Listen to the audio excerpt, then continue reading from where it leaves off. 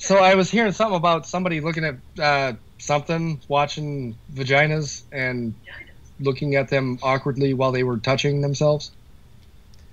And for the last time, whatever happens at college dorms in your college years, it's between you and your college roommates. Okay. Oh, but you asked. I'm sorry. Damn it. Screwed it up again. Ain't nobody used to give a damn.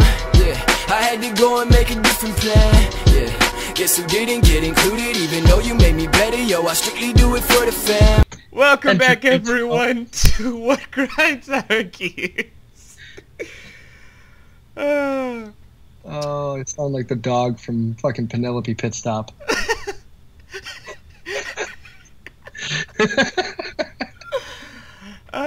Sally couldn't join us this week because she has prior engagements with the in-laws, so we were like, go on, girl, we got this. And before we continue any further, to prevent myself from sounding like any much more of a ignorant fool, at the beginning of the live stream last, I said that Wolverine was born in the 1800s and also participated in the Revolutionary War, which, as anybody who has any semblance of history out there would know, is physically impossible. So I'm going to correct myself now. I meant the Civil War, not the Revolutionary War. If Wolverine was born before the Revolutionary War, that would put him well over 100 years older than what I had stated as his 1800s birth date. Now that that's over, onward V! So today's topic comes from Aaron, where we're basically doing back-to-back Aaron ideas. Ain't that lovely, y'all? You don't have to. You can do your idea. I don't have any ideas right now. Oh, okay. That's what I was saying. That's what I was saying. Ain't that lovely? Well, let's do it. All right then. So, Aaron, hit us with the topic. All right, here's the topic. If you could go back in time and change one thing, just one thing, that's it. There's nothing else. One thing. And I'm not talking about going back in time and changing multiple things in the same time. I mean, you can only go back and change absolutely one thing in your past. What would it be and why? I'm gonna need a minute. All right, you take a minute. I can wait. I got time. Or do you want me to go first? Was that your cue? You go first. Oh, okay, sorry. So I was thinking about it. I actually had a thought. We were in the car and we were driving somewhere, and I don't remember. I was driving Christian home, my oldest son, and I had this thought in my head, like, you know, and everybody thinks about it every once in a while. If I could go back in time, this is what I'd change. This is what I'd do. Blah blah blah. And then every single one of those thoughts has a consequence, right? So, like, if you go back and change, well, I don't want to be with this girl. Well, then maybe you wouldn't have this child. And you're like, wait, that would make me look like a dick. Right? So I can't do that. Or maybe you're thinking, well, no, I really, really love my son. I don't want to change that aspect. So what would I change? And then you end up at the same result that everybody usually ends up. I wouldn't change a thing. I wouldn't change a thing because everything that I have done up to this point has made me who I am. Right? Everybody usually comes to that conclusion at some point or another. But you know, deep down somewhere, someone's thinking, no, I would definitely change this. And I hit that point today on my drive home, taking my son to his mother's. And honestly, it turned out to be an answer that I wasn't expecting. It simple and so small that it really wouldn't have changed anything in my life other than probably my discipline and the way that I look right now.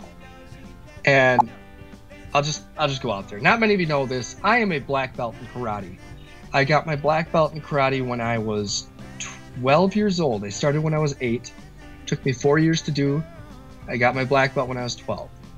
I continued for about a year after that, and then I quit. Because, as you know, when you hit 12, you get into middle school. I was old for my class. So I was in 6th grade as a 12-year-old, when usually everybody else is 11, or approximately. My birthday's in June, so I had a late birthday, and I was held back in kindergarten. So usually you'd be 11 years old in 6th grade. I was 12. So I was older and pretty much bigger than everybody else in my class. So I got my black belt when I was 12. I continued with the classes. I did some black belt club stuff and some sparring. And then I got into 7th grade, which was basically the year that every boy, if not 6th grade, discovers girls. And not like, ew, girls. I mean, like, wow, she has boobs. And I like those. And I don't know why yet. But I want to find out. And I'm curious. Just for all those out there listening, that does happen to boys about that age. It just happens. It's a thing that happens. So that happened, and I became more and more like, karate was the only thing I knew up until that point. That was my discipline. That was my defense. That was my everything up until that point. Then I hit puberty, and all of a sudden, woo, there's girls and sports. I was really good at karate, and football is a thing that I love. So I kind of went and put karate in the backseat, even though it taught me all these disciplines, self-control, breathing techniques, how to walk away from a fight, how to get out of a situation that you shouldn't be in at the time. Because at the time, I am now a little kid mixed in with big kids who are 8th graders. And these kids are towering to me, right? I didn't care. Girls and sports was the thing I wanted. So I left karate behind, and that was it. That was the last time I looked at karate. It was done. I had created this achievement. I had gotten my black belt. I had done my thing. I was now a teacher in the eyes of the instructors. And I felt accomplished. But there were more interesting things out there, so I walked away from it. And I never looked back. Until today. Till today, I looked back. And I looked at myself. And I looked at my family. And I went, wow. What could I have done? And you know what sparked this all on? I went to my parents' house yesterday. And my mom goes, you need to take this shit home. Now it's totes upon totes upon totes of my childhood stacked up in her basement that has been there for 13 years. Just boxes of my stuff that she's kept and hasn't thrown away. And I went in there and I found a box full of trophies and tidbits from my childhood growing up, all these accomplishments that I had had. And I think that's what kind of sparked it all. And I was driving my son home and I'm thinking back and I'm like, God, if there was one moment I could change, I would have stuck with karate. I would have stuck with karate. I would have gone into tournaments. I would have sparred. I would have done all this shit that I didn't. I was so good at it. Why didn't I do that? That is the one thing I would have changed. I would have gone back and I would have stuck with karate. My discipline, looking at the temper that I have now as opposed to the self-control that I had then, I'd take that any day. The body that I have now over I had a regimen. You stretch, you work out, you practice, you train. I could totally do that. And on top of that, it wouldn't change anything major in my life right now. I would just have a discipline that I stuck to. Something that I kept close to me. I'd still have my family. I'd still have my kids. I'd still have my wife now, although she'd probably be happier with the body I'd have then. On top of that, if I'd have focused on that one aspect, instead of looking at, I played football in high school and in middle school just to play because I love football. I wasn't doing it as a career. I look back now and that's all those coaches and teachers were looking for was career athletes. Fuck that. I should have stuck with karate, And I figured it out in my head and I'm like, I'm happy with the life that I have. I'm completely content and happy. But if there's the one thing that I could change, that is it. That is it. That's the only thing. I have no regrets about my life right now. But if I could, that is the one thing that I would change. I would have stuck with karate. See? Lame. I told you. I mean, it's not really lame, but it's something that a lot of people I know often have just like, man, you know what? That one thing could have been very good for my life. And it was so good. The discipline, the technique, the everything that you learn, whether it's karate or taekwondo or any major martial art, not MMA, but martial art. You know, they teach you how to control and contain yourself, which I think many kids nowadays are lacking. And it's unfortunate because I would love to put my kids into a martial art, but it's so damn expensive I can't afford it. You know, and it's coming to that line where I want my kids to have that discipline and that sense of self-control, but I can't afford to give that to them. And I would love to teach it to them, but it's been so long, far removed that I've been a part of it that I can't anymore. I can't teach that to them, you know. But enough about me, V.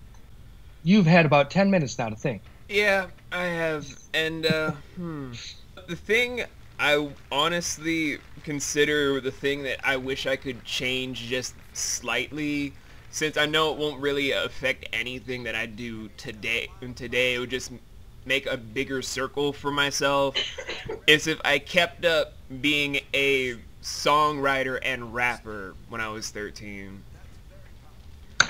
I did not know you did that. Why did you give that up? It's interesting, though. I actually did a lot of stuff with freestyles, and honest to God, almost made a full-on mixtape with somebody when I was dating this one girl by the name of Jade that we were still together for about 3 years at the time, from 12 to 15 for myself, from 18 to 21 for her. We were trying to do all these moves and stuff, but the thing that kind of made me stop was when I just kept hearing all the stuff of just like everyone trying to act super hard, yet when I actually had time to meet them and they were running late and I saw them just pulling up all these bougie cats, I was like, why the fuck would I want to be in a society with these guys? You want to hear something surprising? What? I can't call it a mixtape, but I do have a demo tape that exists. Oh my God. I wrote a song in the past. Oh my! I did. I'm playing the guitar. It's somebody else singing, but I have a demo song. I do. I may let you listen to it someday, but not today. When we do the entire podcast in the same house, we will probably be playing that. But yeah, that's the thing I wish I kept up with, because I was pretty good back then with freestyles and writing songs back then in comparison to what I do now, because I've gotten so rusty. Like, all the stuff I could be talking about or could be doing stuff, I'm very rusty because my mouth moves a lot faster than the words in my mind kind of come into, which kind of makes me very tongue-tied with everything that I do lyrically and poetically, which kind of throws me off guard a lot. Totally get that. That's the way Phoenix talks. His mind is spitting out words faster than his mouth can give. But yeah, if I were to just do that, maybe I would be with a label, but I would still be doing this, because knowing my ass, I'd just be like, yeah, I don't want to do this no more. I'd still end up doing YouTube like I do now, meet the family I have now, and that's about it. All right, G. So here's an even bigger question. Yo. Given the choice, would you take the red pill or the blue pill? I'd take the red pill. I'd like to go further down the rabbit hole. Fuck yes! We're gonna find Neo together. Oh yeah. He's gonna live on in the Matrix 4. You know, that's kind of weird that they haven't announced that they're doing a Matrix 4 though. Keanu Reeves is the one that's pushing for it. I know, but the thing is, I'm kind of surprised they didn't push for it. I mean, I know the ending's supposed to be open-ended, but it's kind of obvious. Well, what happened was the last two films, so they made the first one, which broke box office records. Yeah, and then the second one was underwhelming. Because the shitty story of just like all of a sudden, Jesus. Well, it was supposed to be a one-off. Like, The Matrix was supposed to be one movie. and the Wachowskis had a trilogy in mind, but Warner Brothers didn't expect it to take off, right? Because Warner Brothers have a small mindset, yes, I'm fully aware. So when the first one broke box office records, Warner Brothers was like, holy shit, we weren't expecting that. We want your second movie. And the Wachowskis were like, okay, we got it. And then Warner Brothers was like, yeah, but we want this tossed in there. Because maybe we can reboot a franchise or two of our own, which is where they brought in the vampires. Yeah, that was fucking stupid.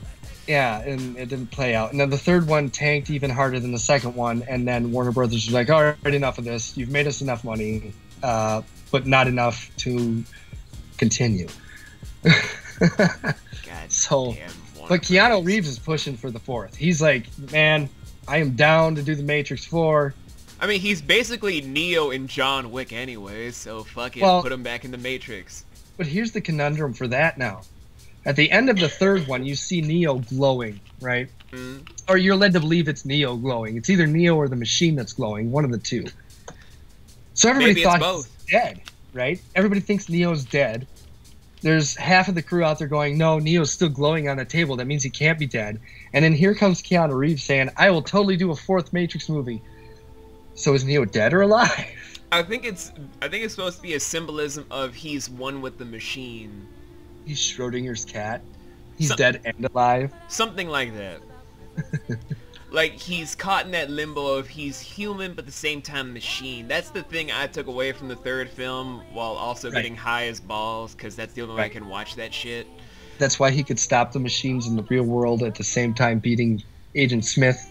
But like he gives in to Agent Smith, and Agent Smith takes him over, and then he blows up Agent Smith from the inside out. So now he's both Neo and Agent Smith at the same time, and it's all very fucking weird. It's very yin and yang. I love how it's all yin and yang. That's why I love the Matrix. You have Neo, Agent Smith, and it's and your niece Effie both. She loves the Matrix. Anyway, how much time have we got left, V? We still going? Or we've been cut off already? Yeah, we're still going. Holy crap, this is awesome. What else? Hey, Jenny, how was your day? All right. It was all Her day was alright. Oh man, people are gonna be like, wait, they're still going on? Wait, are they gonna actually have an ending? Is this finally going to have a real life ending for what grinds our gears? But hold on, people, hold on. Who the fuck said we have an ending? We don't have an ending. We still have vampires and zombies to talk about, for fuck's sake. Oh wait, we already did that. It's werewolves. Werewolves is next. All right, V, let's do werewolves.